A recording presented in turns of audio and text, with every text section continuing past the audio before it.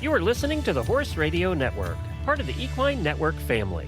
What a beautiful day for horses in the morning.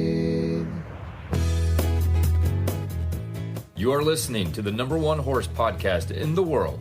Here is your entertaining look at the horse world and the people in it.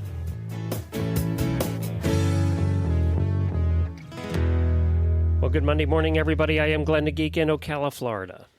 And I'm Jamie Jennings in Norman, Oklahoma. You're listening to Horses in the Morning on the Horse Radio Network from Monday, September 30th, episode 3530, brought to you by WERM Flooring.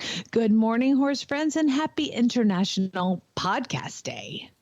You have found Horses in the Morning on a Monday. You're in for an amazing horsey week of laughter, learning, and fun with Glenn and Jamie.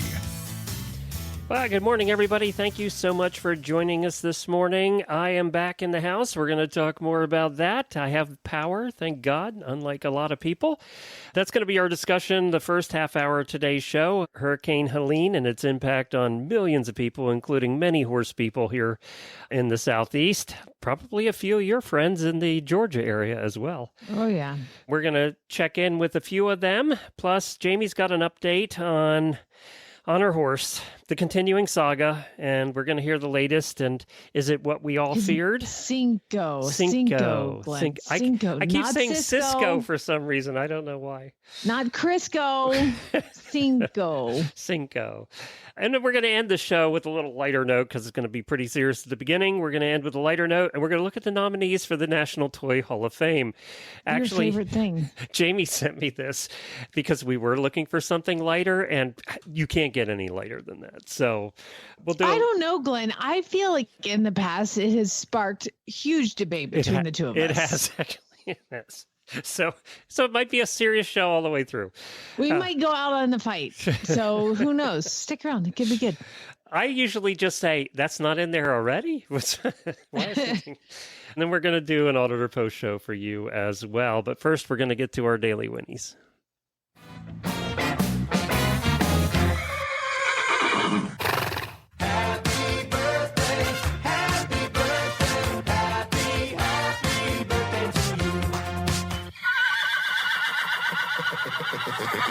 We have a bunch of Auditor birthdays today. Casey Berger, Nicole Marie, Alexandra Sandiford, Cody Elise, and Side Saddle Maggie. Happy birthday to all of you. We hope you have a terrific day.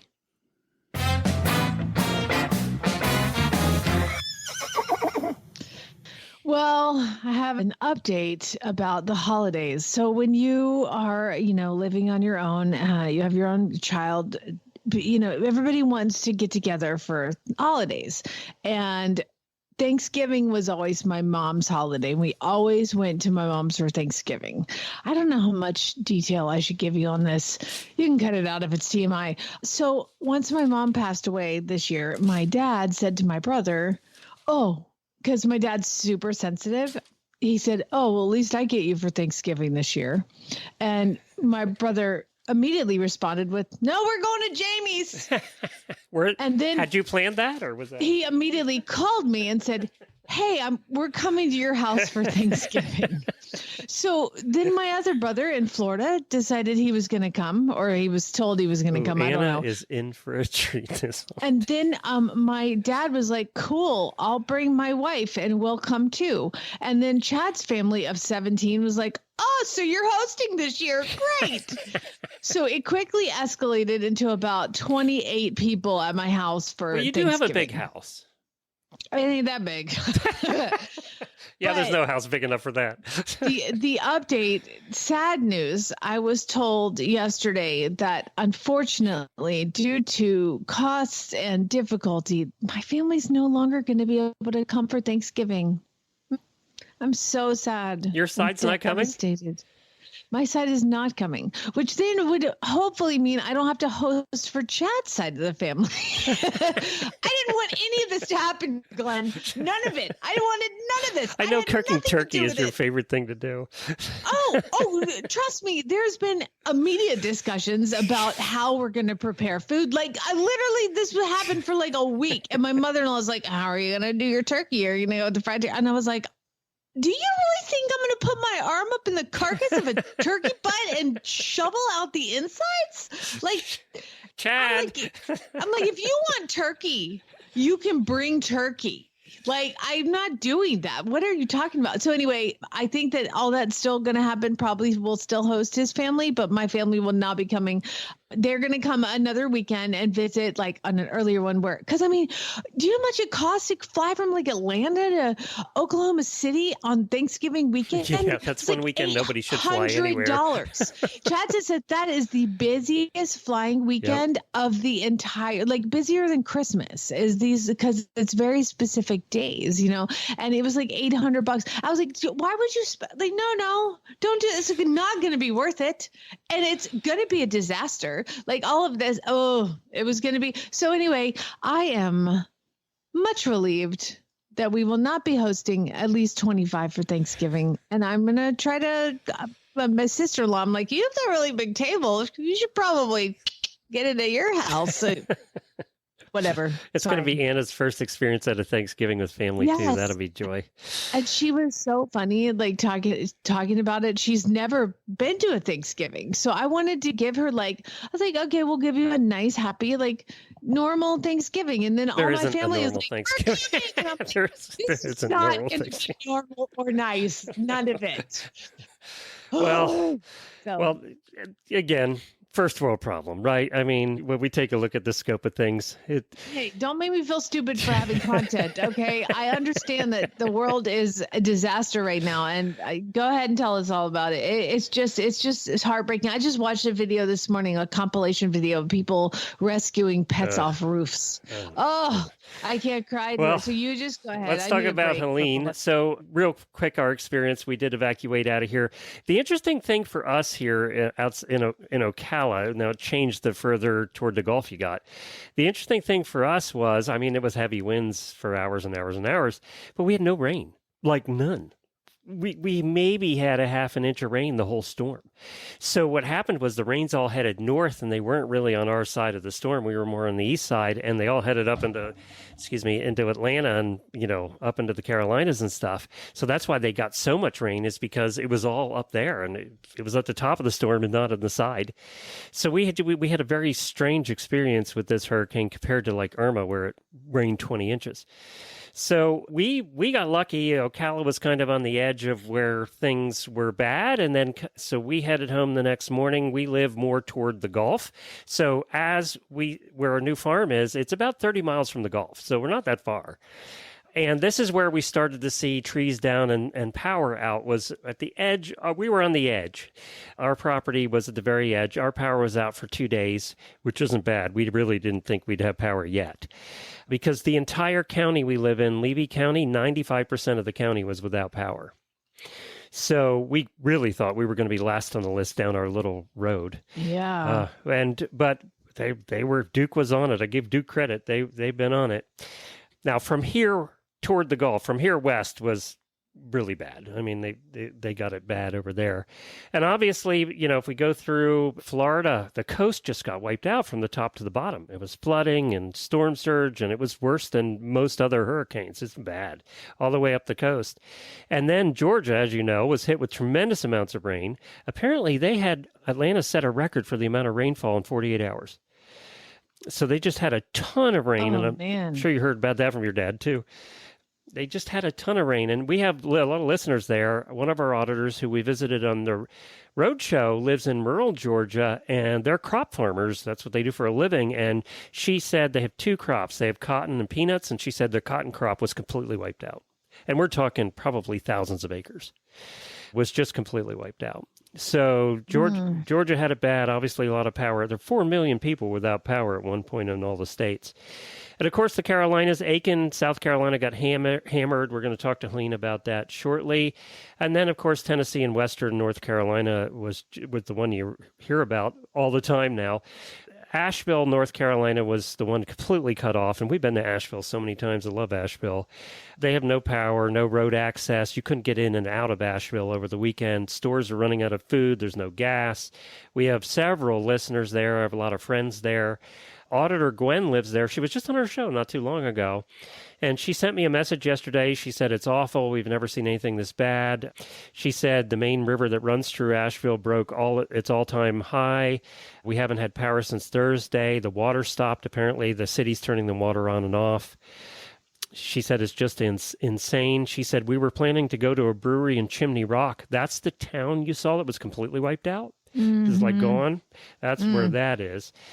She did say she had moved her horse Banjo. We hear a lot about Banjo in the auditor room, to a new barn a few weeks ago. And she said, luckily it was in a high spot. She said her old barn flooded very badly and there's down trees. And she was just very glad she moved them. She said she was able to leave their house for the first time yesterday, but there's not many places to go. Where do you go? She said they went and checked on Banjo. They had to walk a good distance to get to the farm. But she said there's flooding and power lines down everywhere. We all saw the story of the horse that was standing there by the gas station and just flooded. And there's a lot of stories of animals and horses and cows and things that basically just floated downriver. You know, over 100 people dead, and they said there's 1,000 missing at this point. So it's just going to go down as one of the worst storms in history. Tryon International became the emergency command center because that's up in the mountains in western North Carolina where we had World Equestrian Games in 2018. They still are pretty much the command center for FEMA and the whole search and rescue teams and helicopters and all that stuff. So all their showing stopped. They were in the middle of a big show. One of the cool stories I saw was the Mountain Mule Packer Ranch, which is located in the Appalachians. They're working to coordinate to bring supplies to areas affected by the hurricane with their pack mule strings. Because where cars can't go, pack mules can. Great. So they were planning on heading into Weaverville, North Carolina today, and they're available to go to other areas. They're getting the strings up and running, and they're bringing supplies where they're needed. At this point, Asheville was only getting supplies by air. So if you want to donate, I think a place that I trust, that's one of the things you see a lot of these donation things popping up and you don't know whether they're real or not.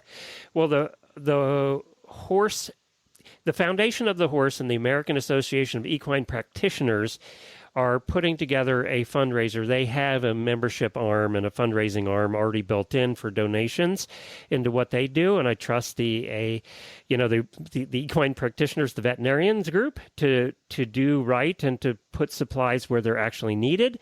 So I will put that link if you want to donate to them in our show notes. If you want to know that your money's being used exactly for what you hope it's being used for, that's a good spot to do it. Obviously, for people, the Red Cross is a good place to donate. And I got to tell you, there's a lot of the cooperation. One of the good things I want to say, and then we'll call Helena. What we watched in Florida, they have a couple web pages set up for equine emergency response in Florida because we have a few. And the amount of people helping each other, there were 1,100 horses that evacuated to the World Equestrian Center. They open up for nothing. You don't have to pay anything to go in there. And then, just the amount of people helping each other drive horses around and, move horses around and offering their farms and their pastures and their fields. That's something, we have in the horse community that when push comes to shove, you really see people helping each other out. And we've seen that a lot in this storm. I just, because I watch it all on my Facebook page, right? So it really was heartening to see that. And it's also now happening. There's drives being put together for hay and supplies and things to drive to the Carolinas. From Florida now, they're shipping them up to the Carolinas. So to go from the south, the west side of Florida to then shoot straight. Who would have predicted this path that it made is just devastating. And it was so huge and so wide and so long and so powerful for so long. It's just, again, like I say every time we talk about something like this, like what Mr. Rogers said is what you were just saying is look for the helpers. And or be a helper, like find a way to help. So I'm glad that you're able to provide, places that people can, like those of us who don't live anywhere close. I can't drive hay over, but if Right. there's a place I can donate money to that will bring people hay, I'm more than happy to do that. But yeah, you got to be careful. So if you could let us know the best places. Yeah, right now I would say the AAP, that's the American Association of Equine Practitioners. It's a long link. I'll put it in our show notes for you and for everybody else that wants to donate to there. That's the one I would say. The American Horse Council, whose show comes up tomorrow, is also putting a list together of ones they approve of. So she's going to send me that list. As soon as I get it, I'll post it on Facebook. Thank you. Yep. Because you're right. You've got to be careful. Let's check in with Helena, my first co-host. Speaking of International Podcast Day, is something we almost forgot about. We make a big deal about it every year, and this year there's just all this other stuff. So Helena, my first co-host back in 2008, lives in Aiken, which was hit really hard. Still does not have power, but she said she would charge her phone and hopefully have cell service. So let's give her a call and see if we can actually get through. I thought we need to get somebody that's on the ground in one of the worst areas. Aiken is such a horsey community. It's probably number 3 in the country. Good morning. Good morning. You're live with Jamie and I. Hello. Hi, Jamie. Hi. So how do you charge your phone, by the way? I turned my truck on. There you go. Solar panels. And we were woefully unprepared for this. Well, we knew we were going to get it, but you guys thought you were going to get a little rain. Well, we thought we would get a lot of rain, but not the widespread outage that we did. Not the wind. This thing went just east enough to, we had a lot of wind. I thought the roof of my house was going to come off. Yeah, you live in a tiny house. It must have been loud in that tiny house. So, Yeah. 2:00 in the morning, Buck said to me, I said to him, like, should we go downstairs and get under the stairs? And, Jamie, I thought of you. I thought, oh my God, are we in like tornado country now? Like, we don't even have a plan. No, but that's the thing is like how impossible it was for you to actually try to make a plan because this wasn't supposed to happen to you, was it? Not at the magnitude that it hit. 9 times out of 10, once a storm like this hits land, it just drops off a cliff in terms of intensity. So the wind, we get rain here all the time. They call them gully washers. And especially where I live, we've got really nice sandy footing, so nothing ever floods for the most part. So it was really the wind. Yeah, we were like, what? This should have been barely a tropical storm. But you know what was so big that, and I think this is why Asheville and Western North Carolina and Tennessee are in such bad shape. It's because the outer bands of the storm reached these areas long before the actual powerful center did. So all these communities were already compromised by heavy rains. And then the meat of the storm hit. So it was like a double whammy. it just loosens the roots up and the trees come tumbling down. That's... Yeah. What part of the reason it did this, Jamie, too, is the storm, by the time it hit us up here on the coast, was at 25 miles an hour. It was so fast. And so when it hit land, it moved so fast that it didn't really have the time to diminish all that much. Usually these storms are at about 5 miles an hour as comparison. So at 25 miles, the thing was flying up toward Helena's house. It was. How's Aiken doing? One of the beautiful things about Aiken, Jamie, have you ever been to Aiken? I have. I mean, remember the live oak trees? I was gonna. Oh my gosh. Yeah, I was just always thought if I was gonna move somewhere when I left Atlanta, I would settle in Aiken because you've got this. I mean, it's a wonderful horse country. You've got mountains. You've got beach relatively close by. Like it just seems like the perfect place to live. Like if I lived in Rhode Island, I would totally move to Aiken. Oh wait. By the way, now you're like, did I make the right decision? Welcome to Aiken, by the way. Well, we've Massachusetts, Rhode Island. I spent 25 years up there, and I had my share of power outages, but it was mostly relative to snowstorms. So I will take this over snow outages any day of the week. Yeah. I mean, I don't it's blame you. also end of September, so the weather here is beautiful. If you're going to have no power, this is the time of year for it to happen. And you're 4 days now and don't know when Yeah. you're getting it back? No, the biggest problem I think is the infrastructure in South Carolina. It's not set up for high wind events, and so there's a lot of the power lines and the tree lines live very close to each other, and South Carolina just doesn't limb back those trees the way they do up north.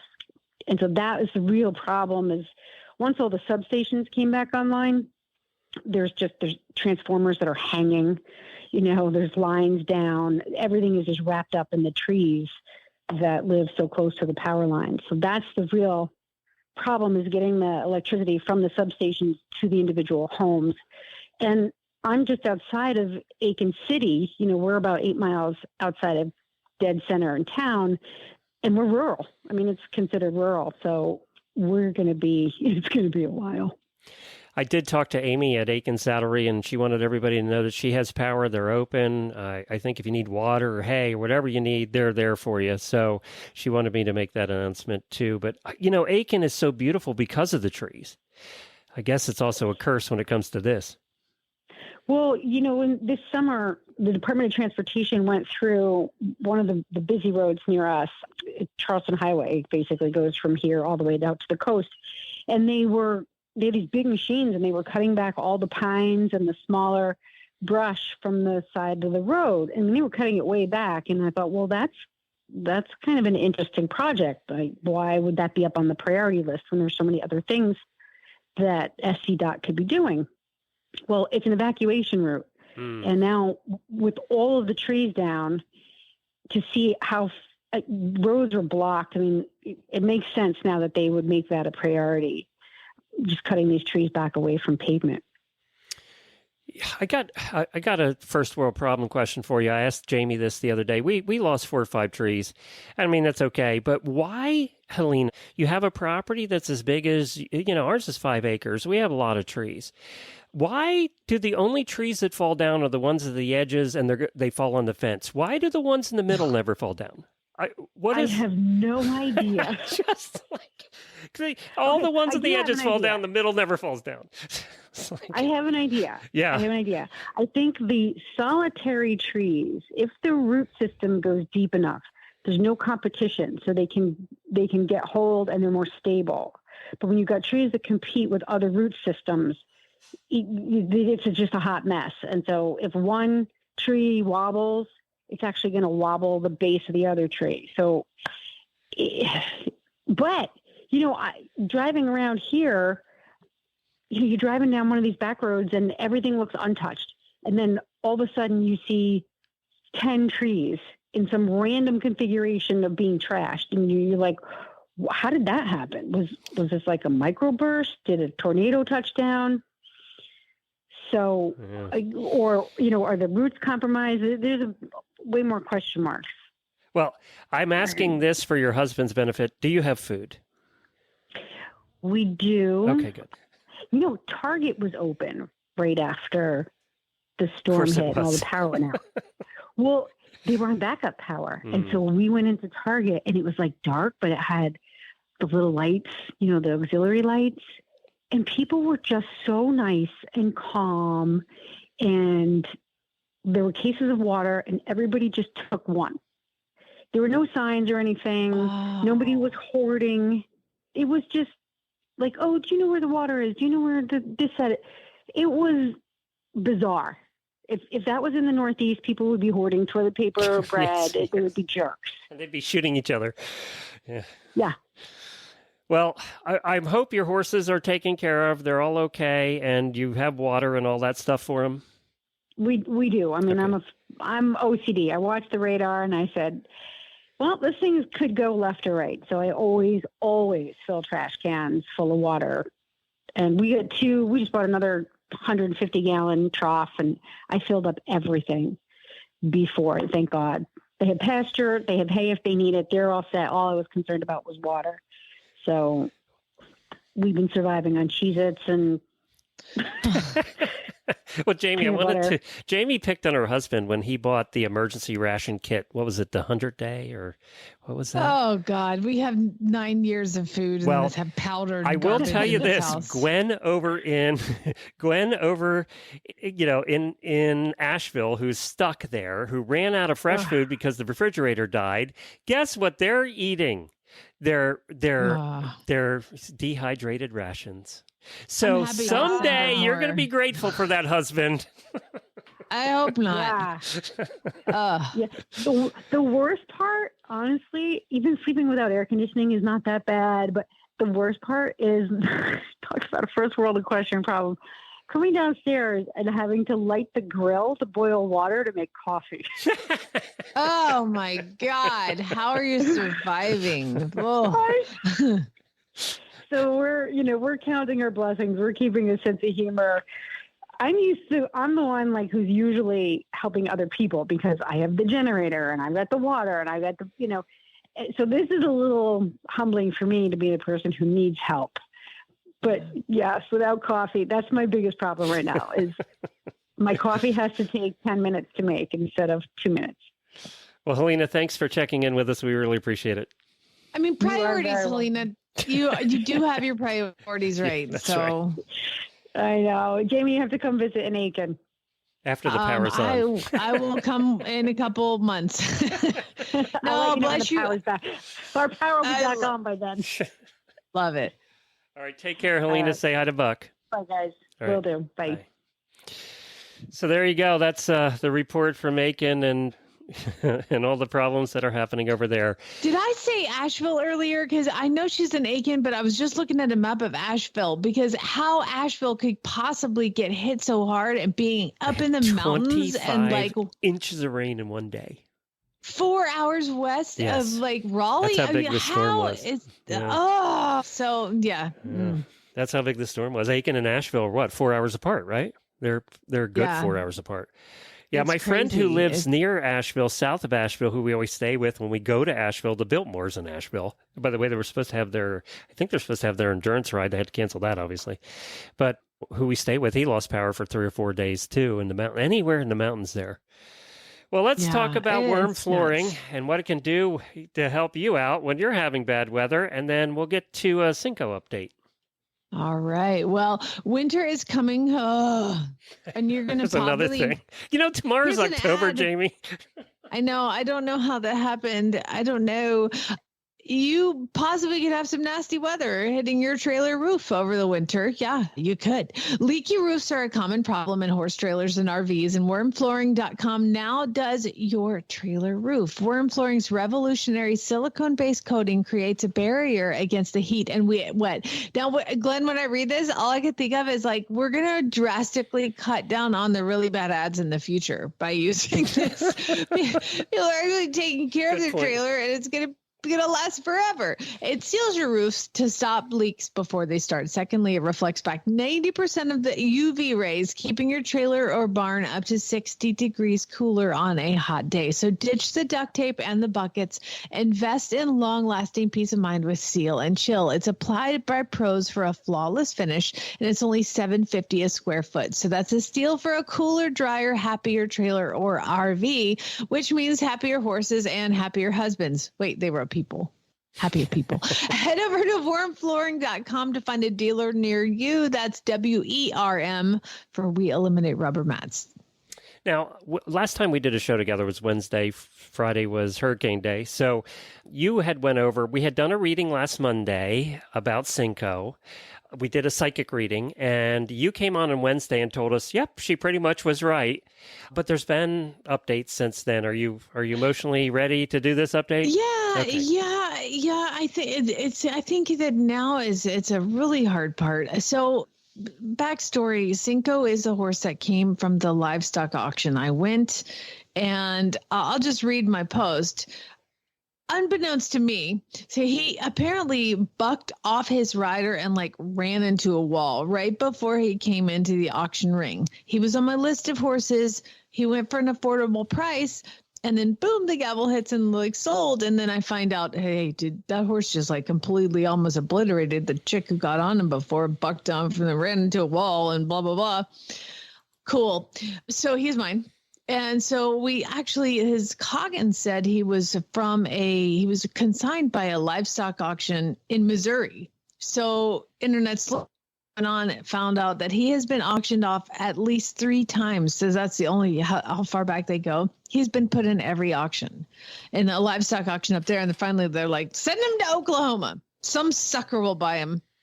So comes down here, and needless to say, he was incredibly angry and fearful, like couldn't catch him, couldn't do anything. So in the last couple of weeks, he kind of transformed from an aggressive and fearful horse to a sweet, less fearful horse through lots of working with him and training we've done, and just not even training, just letting him know people don't suck, because he's been around a lot of people that suck. But there's a spot, like when you're touching a wild horse, and where horses rub each other is kind of on the top of the withers, and they call it the sweet spot, kind of this where they scratch each other, you know? Yep. Every horse loves that scratched. Yeah, not everyone. So I realize as I'm trying to do some touches on him, I can touch him on the face, I can touch him on the neck. And when I go to touch that spot is when he turns the aggression on, like pins his ears and swings his butt away because he doesn't want you to touch it. So obviously with doing the math of bucking the rider off, being sold in every auction, being flipped around and flipped around and flipped around, and not being able to touch a spot, I feel like maybe there's something wrong there. So my vet has been kept in contact with all of this, and I felt like I could now lead him, bring him out into the barn aisle. I can walk. You take for granted things you do with your horses, because like I got to where I could walk past his shoulder. Okay, just walk past his shoulder, not behind him, not to his hips, but past his shoulder. Now, remember the psychic also talked about how he had this injury on the left flank.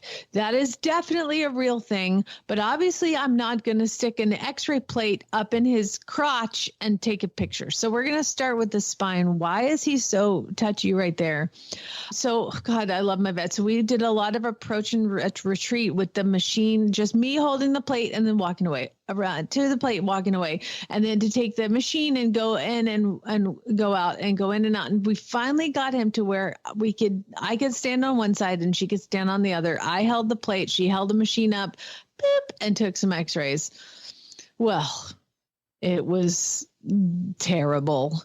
So not only does he have like the general diagnosis is kissing spine, but the severity of it is amazing. So he's got 2 places in his withers which are touching. Okay, so that would indicate why that area was so sensitive. And then further back, we were able to get almost all the way back. There are 4 vertebrae that actually override. Okay. It's really bad. She's like, and so there's a lot of therapies that you do for kissing spine horses, you know, like my other vet, she's like, just do the belly scratch and get him to lift his back. I was like, you'll die. Like you try to do that, you'll die. You can't just do that on this horse. So the level of training that it would take to, and discomfort that I would have to cause him to teach him to allow these things would be, which are all devastating painful for him, which are all painful. Yeah. And in doing all that. So I kind of shut that down, but I talked to the vet who took the x-rays. I'm like, well, what do you think about any of the therapeutic things? She's like, honestly, the only thing that you could do for this is potentially surgery. And she was like, I wouldn't do that to this horse, because here's the thing. You got to lay him down.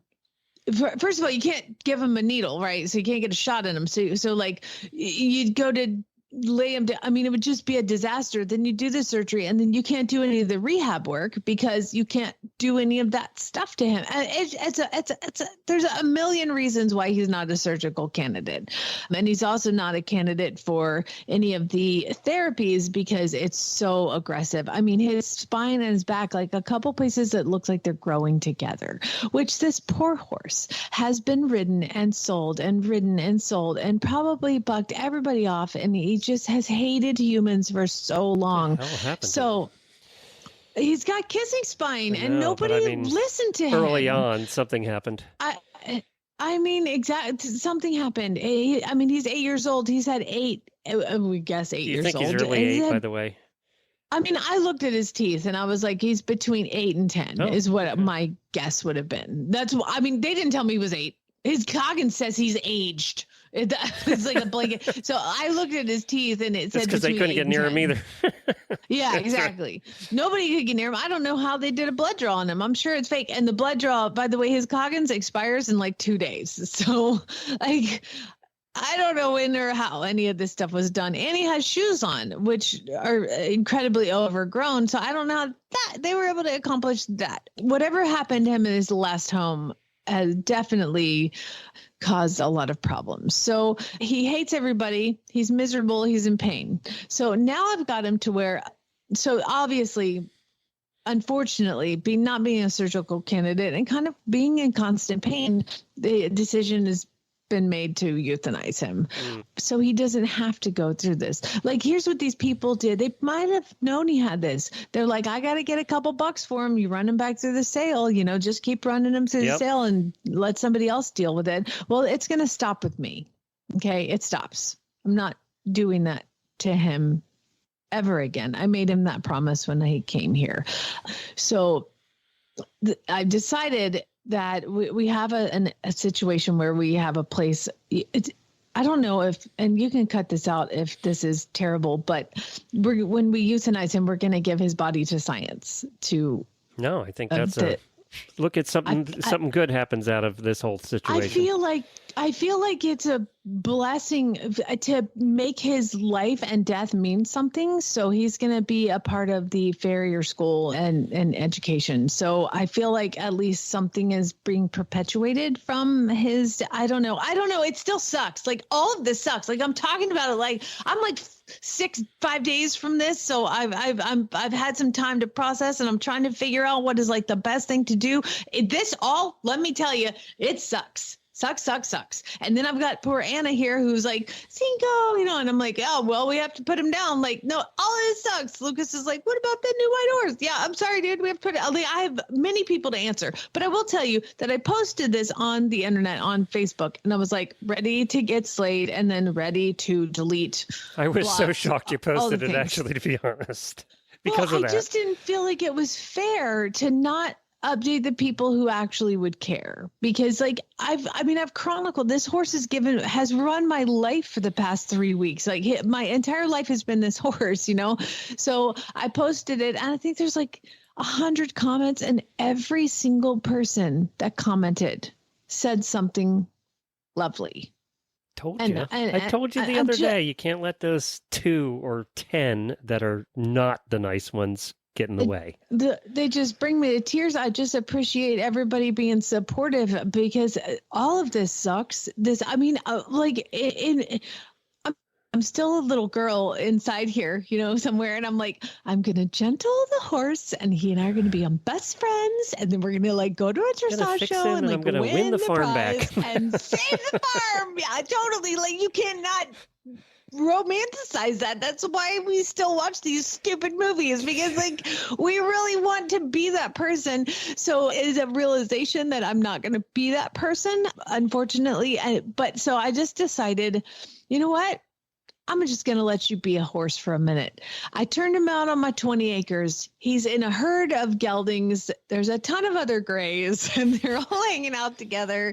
He is just out with all the horses in the field, and my grass is so tall. So he's just like, and I thought, well, I left the halter on him because he, whatever. And I was like, you know what? We'll just see like how it goes. Oh my God, Glenn.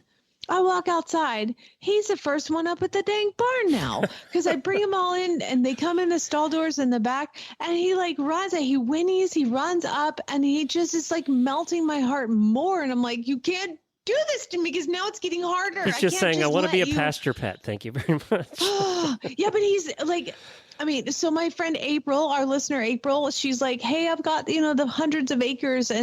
But he's not a pasture pet because you can't walk up. Right. Like Chad is like, I'm afraid of him because his flight response is so intense when something does scare him.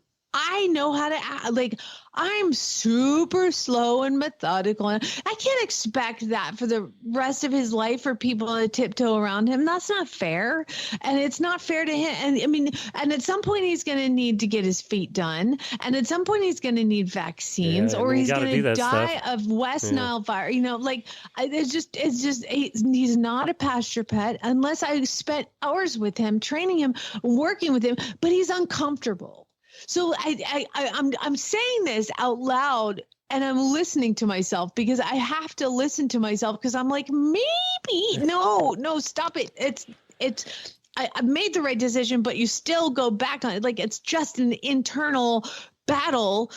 And it sucks. All of this sucks. But what doesn't suck is the fact that this horse is not going back to another sale and to do this crap again. You and I always say that things happen for a reason. This horse ended up with you for a reason, and that's so the right thing would happen.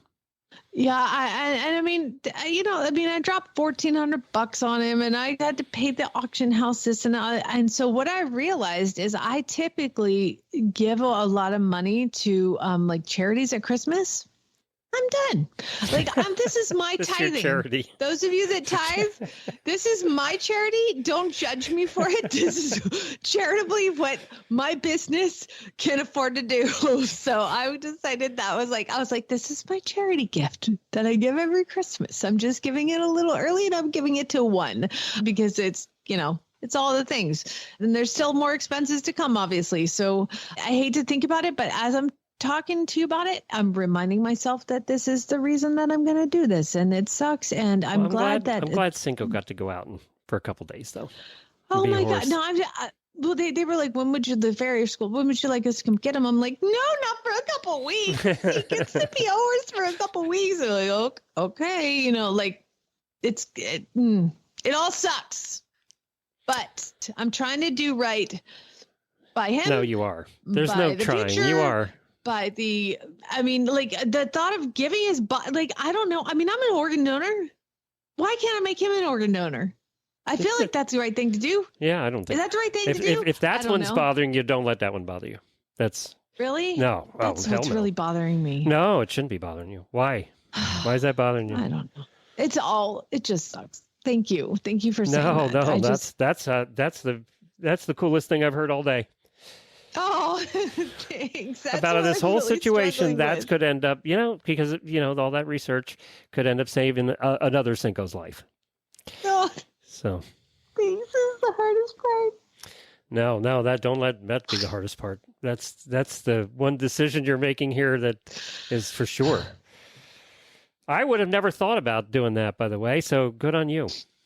Thanks for saying that. No, it's true. I would have never thought about it. I think that's wonderful. We do it. Why shouldn't they? Right? I mean, if you think about it, I have it on my card, on my license too.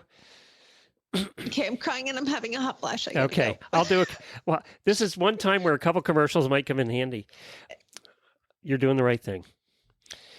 I'll do the commercials. And then we'll come back and we'll talk about toys because we need to end this show with something that's a little sillier than everything we've talked about before. We both need to do that too. This podcast is sponsored by Purina Animal Nutrition with 3 research-backed ration balancers to fill nutritional gaps in your horse's diet. Enrich Plus delivers a concentrated source of protein, vitamins, and minerals without unnecessary calories. Enrich Plus Senior features Active Age prebiotic technology and Outlast supplement for aging easy keepers. Omega Match is rich in omega-3 fatty acids and vitamin E, great for horses without access to green grass. Find a ration balancer for your horse at purinaMills.com/ration balancers or visit your local feed store today. Your horse's health deserves the highest standard of quality. That's why Nutramax, the makers of Cosequin, maintains their own world-class manufacturing facilities in the United States, where they far exceed what is required for supplement companies. Nutramax works with top universities and researchers in their fields to make sure your horse has nothing but the highest quality supplements. With the mission of improving the lives of people and their horses, each product is backed by the more than 80 quality checks and guaranteed to meet label claims so you can purchase with confidence. With over 30 years behind the Cosequin name, you can rely on Cosequin products for when performance matters. Visit Cosequin.com to learn more. Well, after all of this in this episode, we have to end with something a little more fun. So we're going to do that, and hopefully the rest of the week's shows will be a little more fun for you. I know we're here for comedy, but we do have to cover the serious stuff sometimes because it's part of life. But the National Toy Hall of Fame announced their 12 finalists for 2024. We talk about this. I think we've talked about this every year since we started the show. Let me stop you. I want to let people know that haven't heard us talk about this before. The National Toy Hall of Fame is an actual thing. Yes. That's like a real thing. That was really hard for me to actually. Do you remember where it is? Northeast New York is what sticks in my head. I'll look it up. The National Toy Hall of Fame is in... It doesn't say. Are you kidding me? It's not real. New York, obviously. Rochester, New York. Okay. Rochester. It has been moved to, in 2002, it was moved to the National Museum of Play. That's a thing too? Yes. And a total of 85 toys have been enshrined in the National Toy Hall of Fame at this point. So, do you know what's really near me, actually? It's like probably about half an hour south of me, is the Action Figure Hall of Fame. Oh, there you go. Who would have thought? There's a lot of those out there, though. All right, so these are 12 finalists. Because we've had some drama in the past because I feel like all horse toys should be in the National Toy Hall of Fame because I played with all those horse toys in the Hall of Fame on the list. So we are going to have a problem with one of these then. Well, some of them we've never heard of. Some of them we've played with a lot. Some of them I'm like, that's not a thing. Like, that's not real. So let's hear what they have this These year. are the finalists. I think 3 or 4 of these get actually inducted, so they're doing the voting. So Apples to Apples, the game. We never played Apple. We played some, but not a lot. I don't even know. Well, I mean, I've heard of it, but I've never played it. Yeah, that was debuted in 1999. So actually not that long ago. This is one that you went, well, is it a toy? And why isn't it there already? And that's balloons. Balloons? Actual balloons. You blow up a balloon? I know what a balloon is. Yeah. I blow them up and pop them in my barn while my horses are you surprised? That's one. I guess it's a toy. I mean, who invented the balloon? That's a good question. We need to look that up. I don't know. Okay, you keep going. I'll look up who invented the balloon. Okay. The next one from I never heard of this one. I don't know. This is beyond me. Is the Choose Your Own Adventure game books. Oh, I read all of those. Oh, yeah? That must have been after my time? Maybe? I don't know. I never heard of them. All right. So Michael Faraday or the Montgolfier brothers. There seems to be a little bit of people are arguing online. So Joseph, Michael, and Jacques Montgolfier, French paper manufacturers, invented the hot air balloon. Okay, that makes sense. So Michael Faraday invented the rubber balloon in 1824 during experiments with various gases. He invented them for use in his lab. So obviously that shouldn't go in the Toy Hall of Fame. 1824? Was that early for the rubber balloon? Wow. I think about rubber coming into play in like the 50s. I never thought about it being that old. I don't know why. So no opinion on Choose Your Own Adventure game books. I have nothing to offer there. I just read them because my brother had them, and I read all the things. And so it was. They've sold 270 million copies over the years. So somebody has bought them over the years. Yeah, we bought them. Now, the next one. You just go while you're reading the book, and they're like, if you want to do this, turn to page 24. If you want to jump off the cliff, turn to page 48. And then it's like, you go to page 48. Well, you've jumped off the cliff, you're dead. Like, things like that. The next one I have intimate experience with. And that's Hess toy trucks. Now, these are Hess gas station toy trucks. You get them at Christmas time. You go in. They have a collector's model every year. My mother collected these. So, are there still Hess gas stations? Apparently, because they still make the Hess toy trucks. And this has been since 1964. I was born in 62, so my entire life these have been around. So my mother my dad was a woodworker, and around their basement, he had a shelf that he built real close to the ceiling that went the whole way around the room, and that entire thing was filled with Hess trucks. So, Glenn, please tell me that you have a 1964 Hess truck still in its box. None of us wanted the Hess trucks. I know, that was a mistake. We sold them at auction. I think we made $1,000, $2,000 on them. But yeah, we did not keep the Hess trucks. The original is on eBay for $560. I believe it. I mean, there can't be a lot of the original ones around, I wouldn't think. But that was a thing. My mom was into those Hess trucks. And it was kind of cool seeing them there. But, it's a decoration. You went into it. I didn't want them after she died. I didn't take them. So that tells you something. A 67 is on eBay for $2,000. Maybe I should have kept them. Right? The next one I have a problem with because I don't think they should be anywhere. But, I'll let you do the next one because... My little pony, my little pony. Oh, yeah. I mean, come on. They've been in the running every year. How do we not have My Little Pony toys in the Hall of Fame? This is garbage. Pinkie Pie deserves her place. When were they introduced? When were they? In 1880s. Wow, they've been around a while. So they had like the little plastic ones that you could comb and remain, or they finally started getting plushies of them all. I have a Pinkie Pie plushie one because I had a horse named Pink. So, she's kind of my favorite, but who doesn't love Applejack? Come on. They come in more than 1,000 varieties and at one point even outsold Barbies. See, come on. That was before the movie came out. Now Barbie's outselling everything again. So. This is the year, though. This is year for the ponies. Yeah. Yes. Okay. Phase 10. Played that not too long ago. Love Phase 10. I didn't know it's been around long enough to be considered, but Phase 10. You ever played Phase 10? No, never heard of it. Phase 10's a great game. We play that with the family all the time. 1982, that one was. Black game inventor and entrepreneur Ken Johnson introduced Phase 10. It's a great card game. Does it need to be in the Hall of Fame? Not enough people have played it, in my opinion. Why did they say black game inventor? Is it the game black or is the inventor black? The inventor was black. I don't feel like that was necessary. I know. It's in the article, though. I didn't make it up. Okay, sorry. Didn't send your emails to Jennifer at Horse Radio. I didn't make it up. I was just reading the article. What is a black game? Oh, the next one. Did you ever do this? No, but my son has all the cards for Pokemon. Yes. Does he go around finding them and doing all that stuff too? No, because it requires my phone and he can't have it.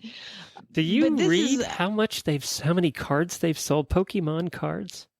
64 billion cards since 96. Lucas has an actual card album with Pokemon cards. So he has a billion of them right there in the house? No, he didn't get too into it, but some of his friends did. So then they were like, everybody has to have them. So you can take them to school and you can trade them. And then he got all these cards. And then school was like, no more Pokemon cards. So now I have all these stupid Pokemon cards in the stupid folder. And the ones you have are not worth anything for about 50 more years.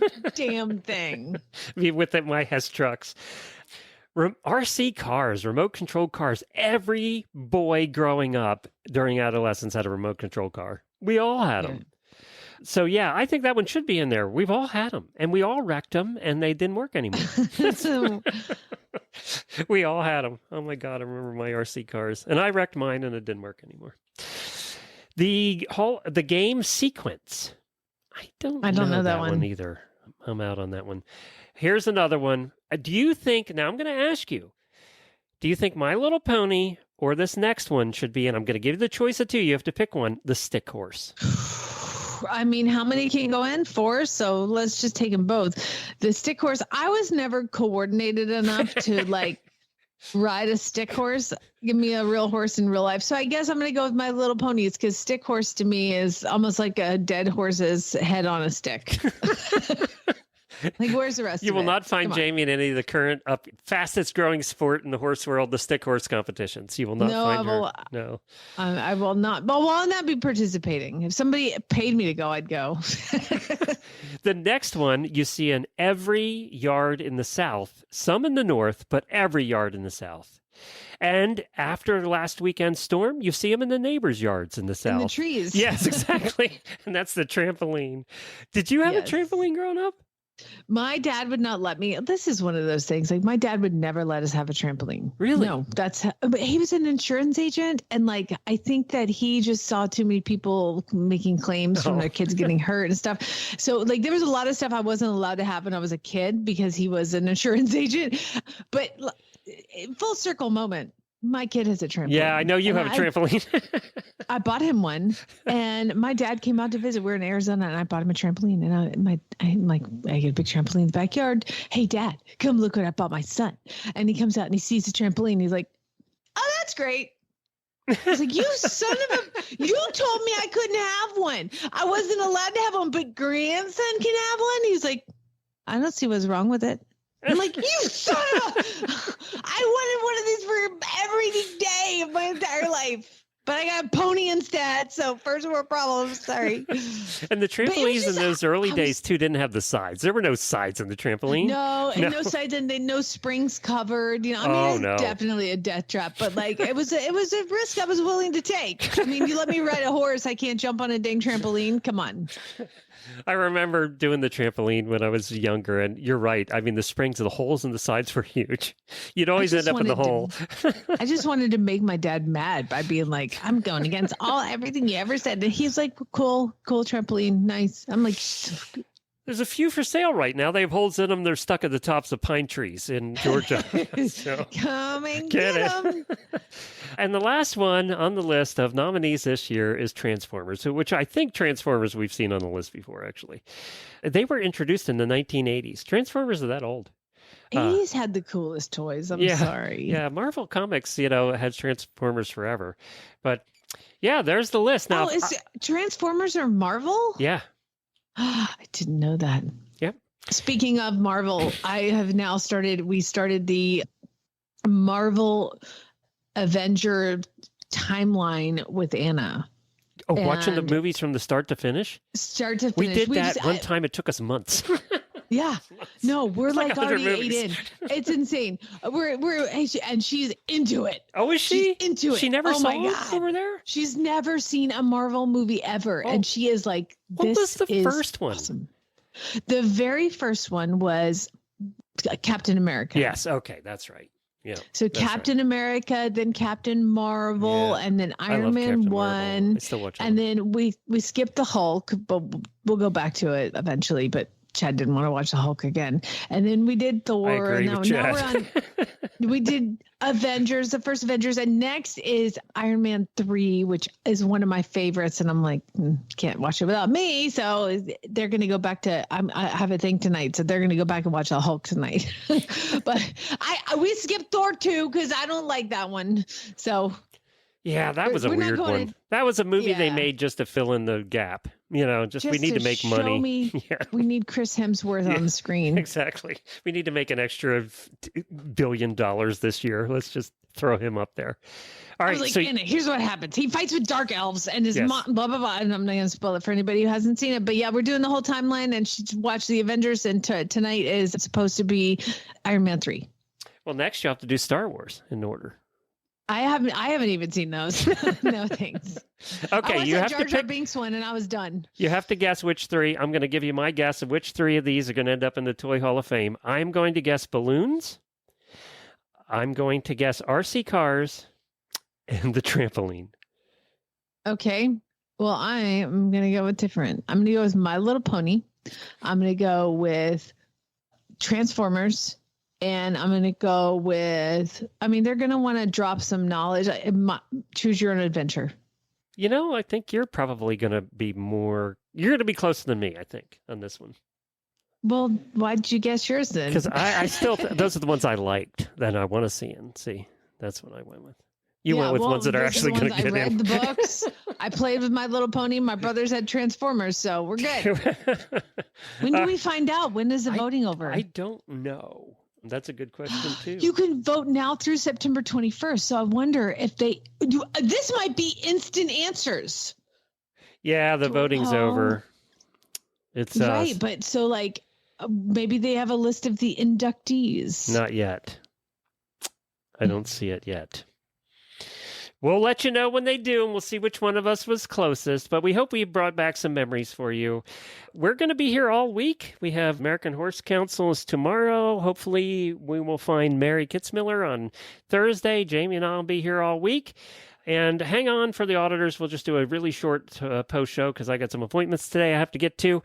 But thanks for listening. And we hope that all of you out there were thinking about you. If you've been affected by the storms, if you're without power, or or even worse, our thoughts and prayers are with you all. And I'll put the links for those donations in the show notes for today. Spay, neuter, geld, everybody. Love you, mean it. Thinking of you.